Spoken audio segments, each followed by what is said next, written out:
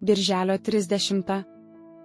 O pjūties metu pasakysiu pjovėjams, kviečių sugabenkite į mano kluoną. Mato Evangelija 13 skyrius 30 eilutė. Laikas yra trumpas, pjūties darbas didelis, o darbininkų maža. Mūsų laikas yra pašvęstas.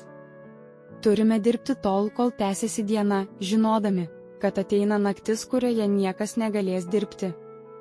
Savo gyvenimą pašventėme ne tik iki mirties, o didžiojo pjūties viešpaties tapome įpareigoti ieškoti tikrųjų kviečių ir surinkti juos į viešpaties kluoną.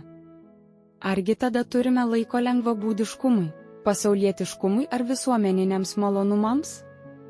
Atvirkščiai, turime tenkintis tuo, kad šiems dalykams skiriame labai mažai dėmesio ir turime skubėti į pasirinktą tikslą, nuoširdžiai, energingai įsitraukdami į patikėtą mums darbą.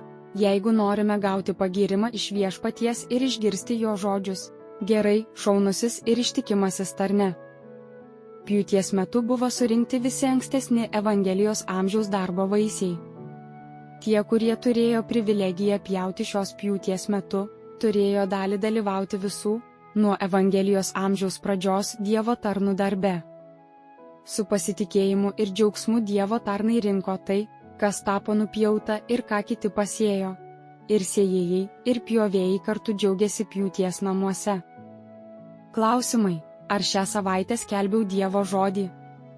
Kaip, kodėl, kokios buvo pasekmės? O pjūties metu pasakysiu pjovėjams, kviečių sugabenkite į mano kluoną. Mato Evangelija 13 skyrius 30 eilutė.